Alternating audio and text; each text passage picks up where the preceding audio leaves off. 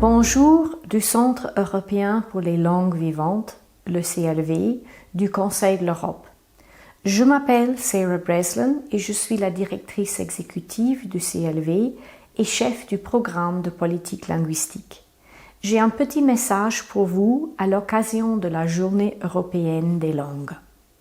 L'édition de cette année de la Journée européenne des langues est particulière puisqu'elle se déroule en cette année de triple anniversaire. 2024 marque les 75 ans du Conseil de l'Europe, 70 ans de la Convention culturelle européenne, le début du travail du Conseil dans le domaine de l'éducation aux langues et 30 ans du Centre européen pour les langues vivantes. Cette journée est en fait un sous-produit de l'Année européenne des langues, lancée conjointement par le Conseil de l'Europe et la Commission européenne en 2001. Je suis heureuse d'annoncer que la journée est toujours fortement soutenue par les deux organisations et je suis également heureuse de témoigner que la Journée européenne des langues est en plein essor. Elle est aujourd'hui plus populaire que jamais. Ce qui fait son succès, c'est la passion, l'enthousiasme et la créativité de toutes les personnes impliquées. Les écoles, les établissements d'enseignement, les associations culturelles et linguistiques et tous ceux et celles qui partagent l'amour de la communication dans différentes langues. L'apprentissage d'une langue, même à un niveau très élémentaire, offre une clé pour comprendre d'autres cultures et modes de vie. Il encourage l'appréciation et le respect des différentes traditions. De cette manière, l'apprentissage des langues contribue à promouvoir la tolérance et l'ouverture de l'esprit qui sont essentielles pour résoudre, voire prévenir les situations de conflit. Avec la guerre sur le continent européen et les conflits aux portes de l'Europe, nous avons proposé la devise « Les langues pour la paix » pour la GEL 2024, en mettant l'accent sur la façon dont les langues peuvent jouer un rôle dans la réalisation et le maintien de la paix pour les générations à venir. Sous la devise « Les langues pour la paix », nous cherchons à encourager les personnes de tous horizons et de tout âge à considérer l'apprentissage des langues comme une passerelle de communication, un moyen de faire tomber les barrières et de favoriser le dialogue, tout en contribuant à l'établissement de relations et du respect mutuel.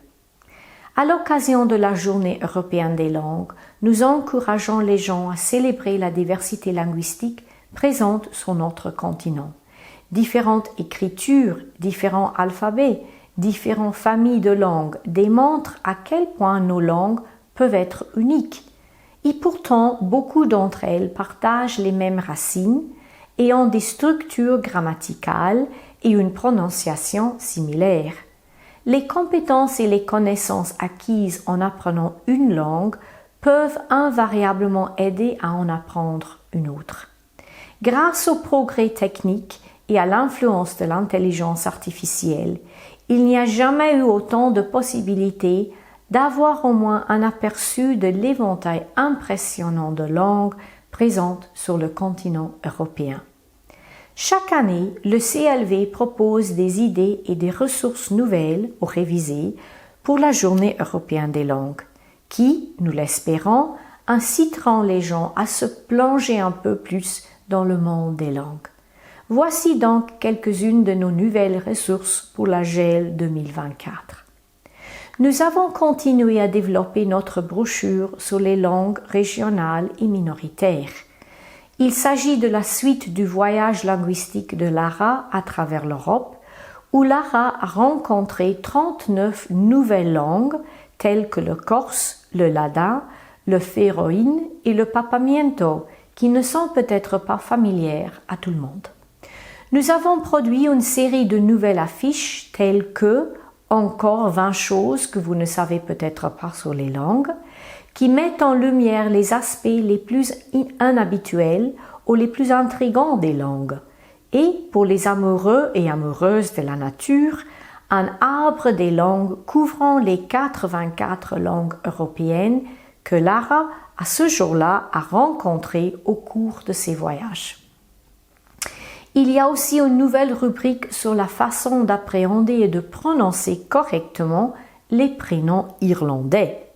Si vous avez du mal avec vos Killian, vos Sinead ou vos Niamh, cette rubrique vous remettra les idées en place. Dans un monde de plus en plus dominé par la technologie, il est parfois bon de faire un pas en arrière vers des formats plus traditionnels. Ainsi, pour contrebalancer notre application sur les défis linguistiques destinés aux agents secrets en herbe, nous avons entrepris de développer un jeu de société. Ce jeu de société inspiré des langues et intitulé Linguini sera disponible en téléchargeant cette année, ce qui, nous l'espérons, vous mettra l'eau à la bouche. Nous souhaitons tester le jeu cette année et recueillir des commentaires afin de le rendre encore plus savoureux à l'avenir. Comme toujours, nous encourageons également les apprenants et apprenantes et les passionnés de langue à participer à l'un des concours de la GEL de cette année. Le premier concours consiste à créer une affiche illustrant le thème des langues pour la paix.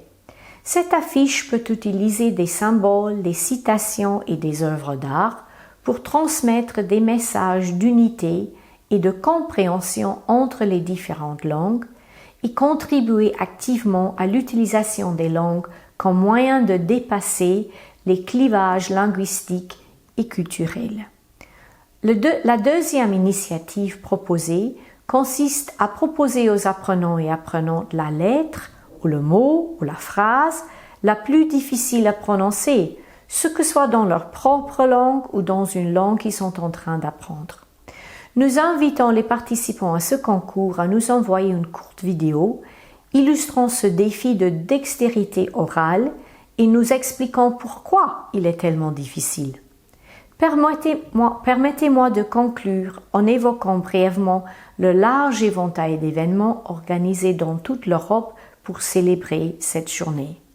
Qu'il s'agisse de conférences sur l'enseignement des compétences linguistiques, de webinaires sur l'utilisation de l'intelligence artificielle générative dans l'apprentissage des langues, de chants, de danse, de quiz, de pièces de théâtre, de séances d'essais dans différentes langues, d'olympiades des langues, de speak dating, de séances de création d'affiches, de conception de t-shirts ou simplement de mise en valeur des langues présentes dans une école, il y en a pour tous les goûts. À en juger par les événements inscrits au calendrier de la GEL, l'Europe sera une véritable ruche d'activités linguistiques le 26 septembre et autour de cette date. Et des événements se dérouleront aussi loin que le Japon, l'Irak et les États-Unis. Même notre bureau du Conseil de l'Europe à Tunis organise une foire aux langues cette année. Un grand merci à nos formidables relais nationaux qui ont fait de la publicité, qui ont traduit et envoyé physiquement de grandes quantités d'articles promotionnels aux organisateurs d'événements dans leur pays. Vous êtes essentiels à la réussite de cette journée. Je vous souhaite à tous et à toutes une très belle journée européenne des langues et où que vous soyez, avec tous les événements et les ressources disponibles, il n'y a tout simplement aucune excuse pour ne pas participer aux célébrations.